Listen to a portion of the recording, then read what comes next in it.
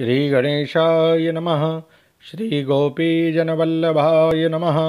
श्रीमद्भागवत महापुराण चतुर्थ स्कंद अथैकादशोऽध्यायः। स्वयंभुव मनु का ध्रुव जी को युद्ध बंद करने के लिए समझाना।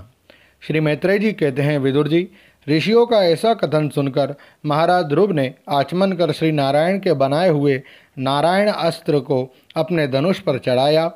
उस बाण के चढ़ाते ही यक्षों द्वारा रची हुई नाना प्रकार की माया उसी क्षण नष्ट हो गई, जिस प्रकार ज्ञान का उदय होने पर अविद्यादि क्लेश नष्ट हो जाते हैं।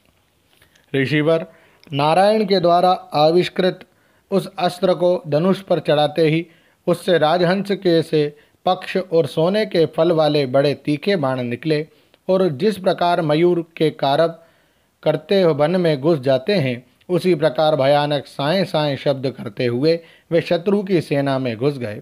उन तीखी धार वाले बाणों ने शत्रुओं को बेचैन कर दिया। तब उस रणांगण में अनेकों यक्षों ने अत्यंत कुपित होकर अपने अस्त्र शस्त्र संभाले और जिस प्रकार गरुड़ के छेड़ने से बड़े बड़े सर्प फन उठाकर उनकी ओर दौड़ते हैं, उसी प्रकार वे इधर उधर से ध्रुव जी पर टूट पड़े।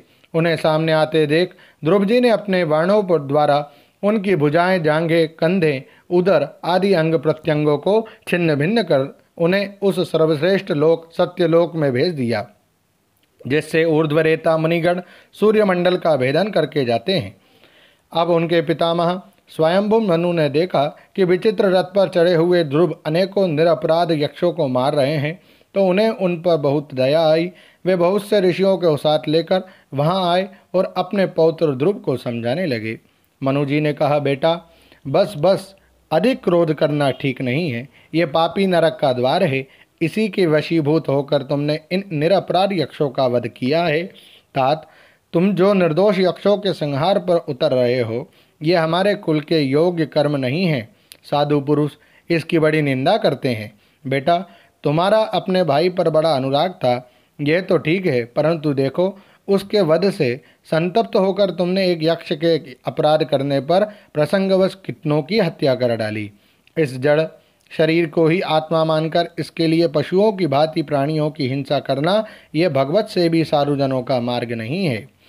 प्रभु की आराधना करना बड़ा कठिन है, परंतु तुमने तो लड़कपन में ही संपूर्ण भूतों के आश्रय स्थान श्रीहरि की सर्वभूतात्म भाव से आराधना करके उनका परम पद प्राप्त कर लिया है। तुम्हें तो प्रभु भी अपना प्रिय भक्त समझते हैं तथा भक्तजन भी तुम्हारा आदर करते हैं। तुम साधुजनों के पथ प्रदर्शक हो, फिर भी तुमने ऐसा निंदनीय कर्म कैसे किया? सर्वात्मा श्रीहरि तो अपने से बड़े पुरुषों के प्रति सहनशीलता, छोटों के प्रति दया, बराबर वालों के साथ मित्रता और समस्त जीवों के साथ समता का बर्ताव करने से ही प्रसन्न होते हैं। और प्रभु के प्रसन्न हो जाने पर पुरुष प्राकृत गुण एवं उनके कार्य रूप लिंग शरीर से छूटकर परमानंद स्वरूप ब्रह्म पद प्राप्त कर लेता है। बेटा ध्रुव, देहादि के रूप में परिणत हुए पंचभूतों से स्त्री पुरुष का आविर्भाव होता है और फिर उनके पारस्परिक समागम से दूसरे स्त्री पुरुष उत्पन्न होते हैं। ध्रुव, इस प्रकार भगवान की माया से सत्वादि गुणों में न्यूनाधिक का भाव होने से ही जैसे भूतों द्वारा शरीरों की रचना होती है, वैसे ही उनकी स्थिति और प्रलय भी होते हैं। पुरुष श्रेष्ठ निर्गुण परमात्मा तो इनमें केवल निमित्त मात्र है।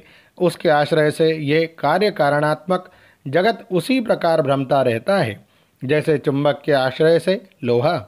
काल शक्ति के द्वारा क्रमशः सत्वादि गुणों में क्षोभ होने से लीला में भगवान की शक्ति भी सृष्टि आदि के रूप में विभक्त हो जाती है। अतः भगवान अकर्ता होकर भी जगत की रचना करते हैं और संहार करने वाले ना होकर भी इसका संहार करते हैं। सचमुच उन अनंत प्रभु की लीला सर्वथा अचिंतनीय है। ध्रुव, वे काल स्वरूप अव्यय परमात्मा ही स्वयं अंतर्रहित होकर भी जगत का अंत करने वाले हैं तथा अनादि होकर भी सबके आदि करता है।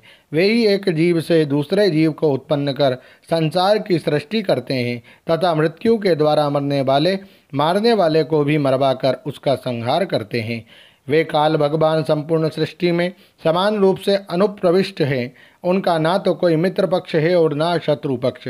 जैसे वायु के चलने पर धूल उसके साथ साथ उड़ती है, उसी प्रकार समस्त जीव अपने अपने कर्मों के अधीन होकर काल की गति का अनुसरण करते हैं, अपने अपने कर्मानुसार सुख दुखादि का फल भोगते हैं। सर्वसमर्थ श्रीहरि कर्म बंधन में बंधे हुए जीव की आयु की वृद्धि क्षय का विधान करते हैं, परंतु वे स्वयं इन दोनों से रहित और अपने स्वरूप में स्थित हैं। राजन, इन परमात्मा को ही मीमांसक लोग कर्म, चारवाक, स्वभाव, वैशेषी, कमतावलंबी, काल, ज्योतिषी, दैव और कामशास्त्री काम कहते हैं। वे किसी भी इंद्रिय या प्रमाण के विषय नहीं हैं। मेहदादी अनेक शक्तियाँ भी उन्हीं से प्रकट हुई है। वे क्या करना चाहते हैं, इस बात को भी संसार में कोई नहीं जानता। फिर अपने मूल कारण उन प्रभु को तो जान ही कौन सकता है। बेटा, ये कुबेर के अनुचर तुम्हारे भाई को मारने वाले नहीं हैं, क्योंकि मनुष्य के जन्म मरण का वास्तविक कारण तो ईश्वर है। एकमात्र वही संसार को रचता, पालता और नष्ट करता है, किंतु अहंकार शून्य होने के कारण इसके गुण और कर्मों से वह सदा निर्लेप रहता है। वे संपूर्ण प्राणियों के अंतरात्मा, नियंता और रक्षा करने वाले प्रभु ही अपनी माया शक्ति से युक्त होकर समस्त जीवों का सृजन, पालन और संहार करते हैं। जिस प्रकार नाक में नकेल पड़े हुए बैल अपने मालिक का बोझा ढोते रहते हैं, उसी प्रकार जगत की रचना करने वाले ब्रह्मादि भी नाम रूप डोरी से बंधे हुए उन्हीं की आज्ञा का पालन करते हैं। वे अभक्तों के लिए मृत्यु रूप और भक्तों के लिए अमृत रूप हैं तथा संसार के एकमात्र आश्रय हैं। तात, तुम सब प्रकार उन्हीं परमात्मा की शरण लो। तुम 5 वर्ष की ही अवस्था में अपनी सौतेली माता के वाक बाणों से मर्माहत होकर माँ की गोद छोड़कर वन को चले गए थे। वहाँ तपस्या द्वारा जिन ऋषिकेश भगवान की आराधना करके तुमने त्रिलोकी से ऊपर ध्रुव पद प्राप्त किया है, और जो तुम्हारे वैरभावहीन सरल हृदय में वात्सल्यवश विशेष रूप से विराजमान हुए थे, उन निर्गुण, अद्वितीय, अविनाशी और नित्य मुक्त परमात्मा को अध्यात्म दृष्टि से अपने अंतःकरण में ढूंढो। उनमें यह भेदभाव में प्रपंच न होने पर भी प्रतीत हो रहा है। ऐसा करने से सर्वशक्ति संपन्न परमानंद स्वरूप सर्वंतरयामी भगवान अनंत में तुम्हारी सुदृढ़ भक्ति होगी, और उसके प्रभाव से तुम में मेरेपन के रूप में दृढ़ हुई अविद्या की गांठ को काट डालोगे।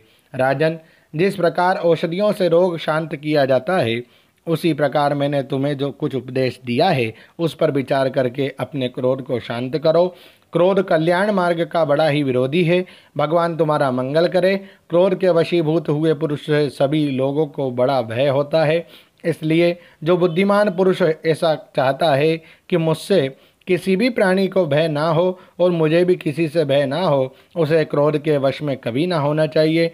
तुमने जो ये समझकर कि ये मेरे भाई हैं, मारने वाले हैं, ये मेरे भाई के मारने वाले हैं, इतने यक्षों का संहार किया है, इससे तुम्हारे द्वारा भगवान शंकर के सखा कुबेर जी का बड़ा अपराध हुआ है। इसलिए बेटा, जब तक कि महापुरुषों का तेज हमारे कुल को आक्रांत नहीं कर लेता, इसके पहले ही विनम्र भाषण और विनय के द्वारा शीघ्र उन्हें प्रसन्न कर लो। इस प्रकार स्वयंभू मनु ने अपने पौत्र ध्रुव को शिक्षा दी। तब ध्रुव जी ने उन्हें प्रणाम किया। इसके पश्चात वे महर्षियों के सहित अपने लोक को चले गए। ओम नमो भगवते वासुदेवाय। श्रीमद्भागवते महापुराणे पारमहंस्यां संहितायां चतुर्थ स्कंदे एकादशोऽध्यायः। श्रीराधाकृष्णार्पणमस्तु। हरे नमः, हरे नमः, हरे नमः। जय श्री कृष्ण।